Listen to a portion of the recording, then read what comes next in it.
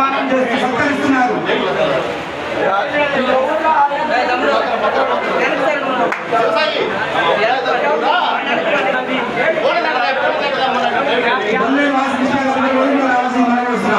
సురేష్ అన్న లాగమ్మా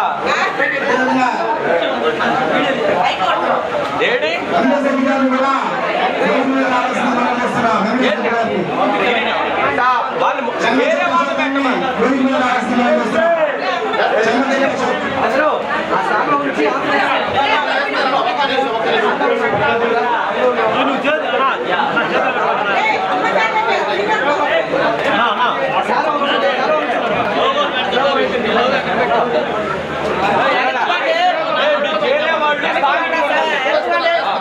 మీటింగ్ కాదు ఉండాలి.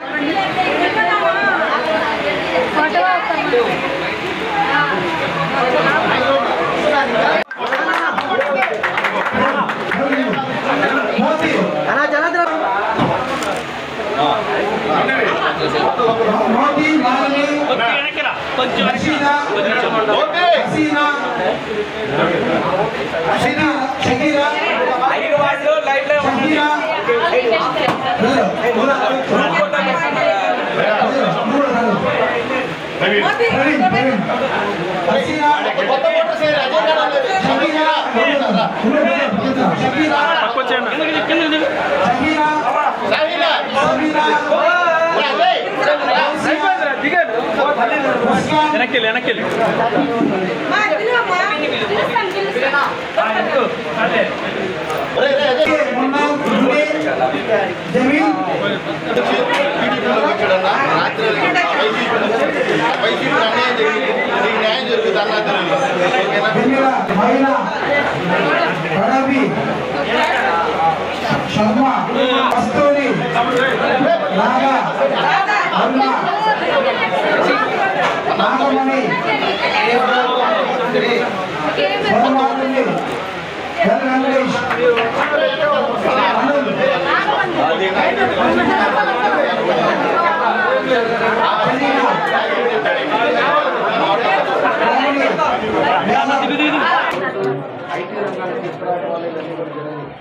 ఇవన్నీ కూడా యువత బాగుండాలన్నా ప్రభుత్వం బాగుండాలన్నా పరిస్థితులు బాగుండాలన్నా ఏం చేయాలన్నా కూడా మంచి పరిపాలన విధానం ఉండాలి.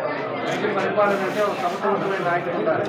ఇంకా ఫ్యాక్షనిస్టు 16 కేసుల్లో ముద్దాయి 43,000 కోట్ల ఈడీ కేసులు జరిగే అలాంటి మళ్ళా కూడా మీరు కానీ తప్పు నిర్ణయాలు తీసుకున్నారంటే చాలా ఇబ్బందులు పడే పరిస్థితులు కూడా మీ ద్వారా ప్రజలకు తెలియజేస్తా ఉన్నా. ఈరోజు ఈ స్ఫూర్తిగా మన వాళ్ళు మన లాయర్ శ్రీకాంత్కి, అదేవిధంగా మన రాజారావుకి, చంద్రశేఖర్కి, ప్రవీణ్కి,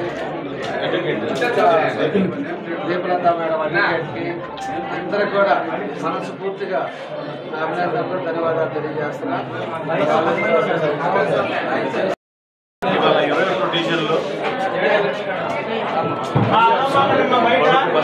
మొత్తం అందరూ కలిసి దాదాపు 124 మంది అంటే కొత్త ఓటర్స్ కొత్తగా ఓటేసుకోబోయే వాళ్ళందరూ కూడా అంత యూత్ అంత డిగ్రీ అయిపోయిన వాళ్ళు వాళ్ళ భవిష్యత్తు బాగుండాలంటే వాళ్ళ భవిష్యత్తు బాగుండాలంటే ఇలా జులైగా తిరగకుండా అంతా ఒక క్రమబద్ధంగా ఒక లయబద్ధంగా సిస్టమేటిక్ ఉండాలంటే మన టీడీపీ గవర్నమెంట్ వస్తే మనకి మంచి భవిష్యత్తు ఉంటుంది, మంచి మనకి ఇండస్ట్రీస్ వస్తాయి.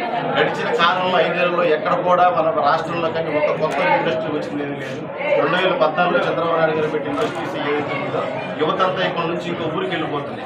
వాళ్ళకి పిల్లలు వెళ్ళిపోతున్నారని చెప్పి తల్లిదండ్రులు పోతారు. నేను మళ్ళీ కొత్త ఓటర్స్ కూడా చెప్తున్నాను, మీకు ఉద్యోగం కావాలంటే మనకు టీడీపీకి వేసుకోవాలా, టీడీపీ వేయాలంటే మన జనార్దనాన్ని నెగ్గించుకోవాలా, మన జనార్దనాన్ని నెక్కేదంటే అక్కడ మనకి చంద్రబాబు ముఖ్యమంత్రి అయిపోయినట్టు. మీ భవిష్యత్తు కోసం మీరే ఆలోచించుకోండి. ఇంటికి వెళ్ళి ఒకసారి నిద్రపోయేటప్పుడు మీరు అందరూ ఆలోచించుకోండి, మన జీవితం ఎటుపోతుందా అనేది. మనకున్న టైం కూడా చాలా తక్కువ, చాలా లిమిటెడ్ పీరియడ్ ఉంది. ఒక గట్టిగా చూసుకుంటే 45 రోజులు కూడా లేవు. ఈ 45 రోజుల్లో మీరందరూ కూడా టీడీపీ పార్టీకి జనసేనతో అందరూ కలుపుకొని మనం కొత్త ఏర్పడేటువంటి రాష్ట్రానికి మన కొత్త ఓటర్స్ మీరు ఎవరైతే ఉన్నారో మీరందరూ ఓటేసి జనార్దనాన్ని మంచి భారీ మెజారిటీతో లెక్కించాలని చెప్పి కోరుకుంటున్నాను. Thank you.